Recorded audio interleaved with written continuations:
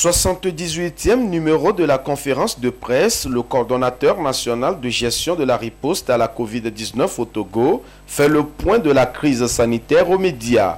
Suspendue depuis le 30 mars dernier, cette rencontre a permis à la coordination de présenter la situation épidémiologique dans le pays et les efforts qui se poursuivent pour gérer au mieux cette maladie liée à la Covid-19.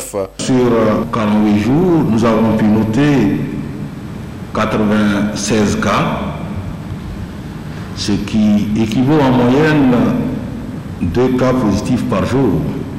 Sur cette période, nous avons fait 18 345 tests, et ce qui nous permet de dire que le taux de positivité est autour de 0,5%. Nous avons pu enregistré que 2 cas qui ont été hospitalisés au CHR Lomé commune. Le premier cas s'est en sorti. Actuellement, on a un second cas qui est rentré dans une situation critique, mais qui évolue très bien. Les cas sont rares, mais les cas existent et on connaît la contagiosité de cette maladie. Tant qu'il y a un cas, ces cas peuvent se multiplier. 2 cas hospitalisés depuis bientôt 2 mois. Alors que l'un est libéré, l'autre est encore aux soins au CHR. Si l'on a constaté cette baisse des cas de contamination et des hospitalisés, cela est dû en grande partie à la campagne de vaccination. La vaccination a fait ses preuves. C'est cette vaccination qui fait que il peut y avoir des cas, mais nous n'avons pas trop de craintes. Nous avons pu vacciner au total pour 12 ans et plus, jusqu'au 12 mai 2022, 3 86 516 doses. Vacciner, c'est un pourcentage pour avoir l'immunité collective. Si on regarde simplement les 18 ans et plus, nous sommes autour de 32%. Si on va uniquement 12 ans jusqu'à 17 ans, nous avons vacciné que 3,25%. La diminution des cas de contamination a facilité l'allègement des mesures restrictives et partant la reprise des activités économiques. Bientôt les vacances. Et face à la situation de la crise à l'international, l'on en appelle à la vigilance et à la responsabilité de chaque citoyen. Avec la période estivale et les vacances qui arrivent, il faut que nous nous motivions tous. Ceux qui n'ont pas encore fait les doses de rappel, allez faire leurs doses de rappel, parce que nous savons que tant qu'il y a des cas en Europe et en Asie, ces cas vont venir avec les vacanciers. L'ouverture des frontières terrestres est une volonté manifeste des autorités à permettre une reprise totale des activités économiques, le respect des mesures barrières en vigueur, la vaccination pour les non-vaccinés, la dose de rappel pour les déjà vaccinés sont les seuls moyens pour bouter hors de nos frontières la maladie à coronavirus. Ce n'est pas uniquement l'augmentation des cas qui maintiennent les frontières terrestres fermées. C'est pour empêcher plutôt une augmentation incontrôlée des cas, mais aussi c'est pour harmoniser entre les pays. Et nous avons dit qu'actuellement, il y a une plateforme sur laquelle tous les pays vont s'inscrire, de telle manière qu'après, ça sera très facile de faire circuler les gens. Quelqu'un qui fera un test au Bénin peut circuler parce que le Togo va reconnaître le laboratoire qui fait. Et que chez nous ici, il suffit de taper sur la machine, vous savez que celui-là, il a fait les tests, son test est négatif. C'est l'aspect technique et opérationnel qui fait que les choses ne sont pas encore ouvertes. Nous sommes en train de travailler sur ces dossiers-là et nous souhaitons que bientôt les frontières seront ouvertes et que ces plateformes seront opérationnelles. C'est une préparation d'une solution durable. Ce sont des mesures qui devraient être prises avant la réouverture des frontières terrestres au Togo, selon le président de la Coordination nationale de gestion de la riposte contre Covid-19 dans un de ses points de presse. L'attente des populations a été longue, mais c'est désormais chose faite. Les frontières terrestres sur l'ensemble du territoire national ont été réouvertes dès ce mardi matin. Une décision du gouvernement rendue publique par un communiqué conjointement signé par les ministres en charge de l'administration territoriale, de la sécurité et de la protection civile. Après plus de 2 ans de fermeture pour cause de la pandémie au Covid-19, la rouverture des frontières terrestres dans leur totalité est un soulagement pour les voyageurs, en particulier les commerçants ainsi que les cambistes qui voyaient leurs activités bloquées. La circulation des personnes et des biens est désormais libre, mais pour le moment conditionnée par la présentation d'une preuve de vaccination, a précisé le communiqué du gouvernement. Bien qu'on note une baisse considérable des cas de contamination dans le pays, il faudrait tout de même rester vigilant afin d'éviter une résurgence de la maladie, raison pour laquelle le gouvernement dans son communiqué appelle toute la population à la vigilance, au respect des mesures barrières et à l'adhésion à la campagne de vaccination en cours dans le pays.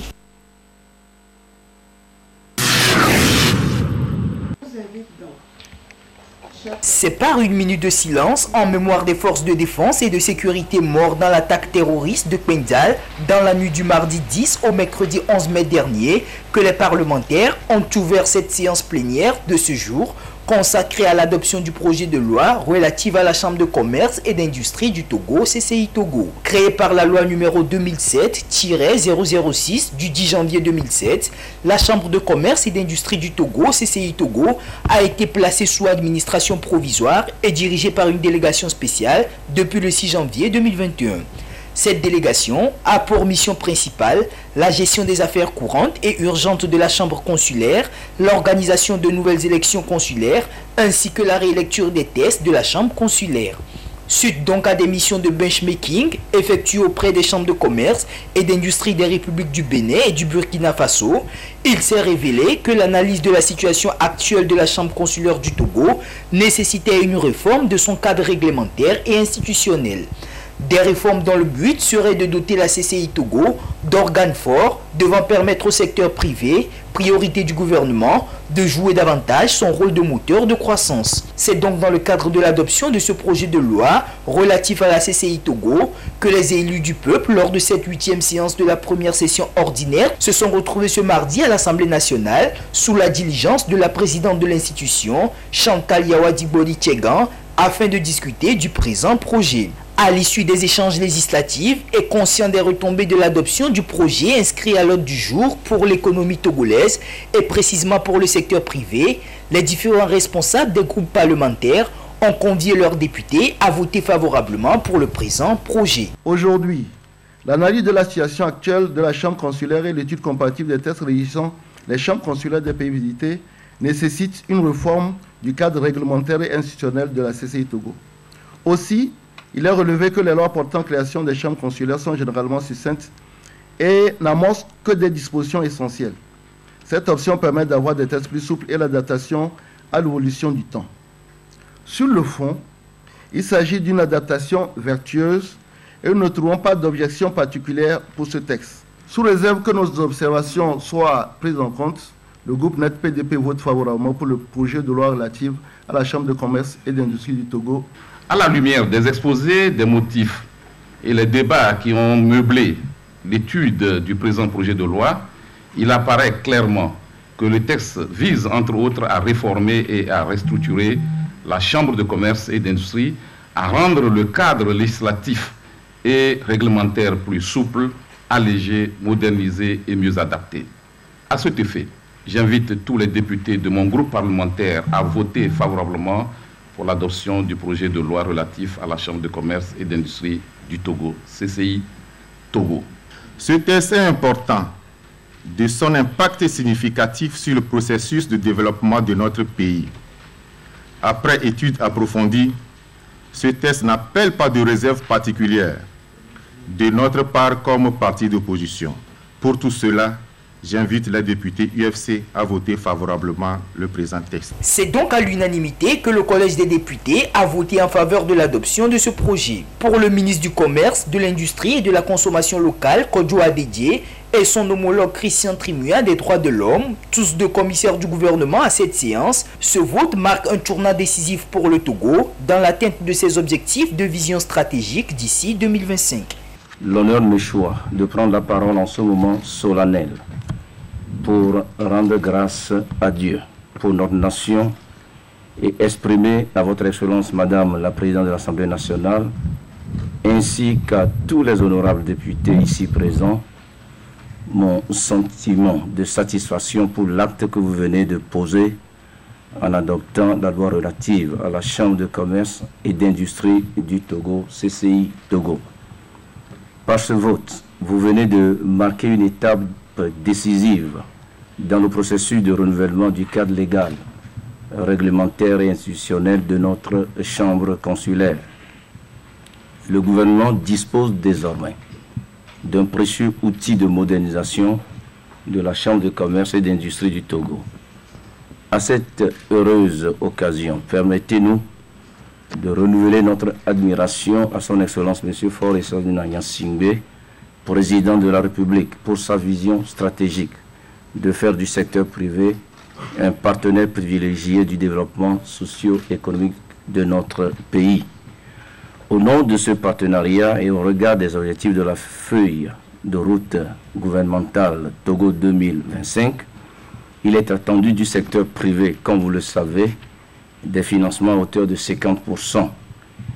Il s'avère donc impérieux d'opérer une réforme en profondeur de la Chambre consulaire afin de lui permettre de jouer pleinement sa partition. Cette réforme vise également à permettre aux élus consulaires de mieux collaborer pour mener des actions en synergie, de disposer d'une chambre consulaire inclusive et dynamique, véritable creuset au sein duquel tous les opérateurs économiques œuvrent pour mieux défendre les intérêts du secteur et contribuer ainsi à la création de la richesse nationale. Je voudrais vous rassurer de la détermination du gouvernement à mener à son terme le processus qui aboutira dans les plus brefs délais à l'élection d'une nouvelle chambre consulaire.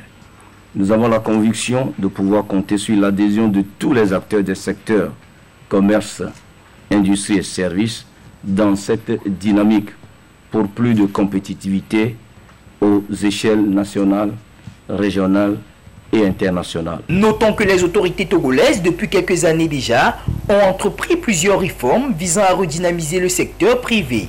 Avec ce vote, c'est un nouveau pas de plus qui vient d'être franchi.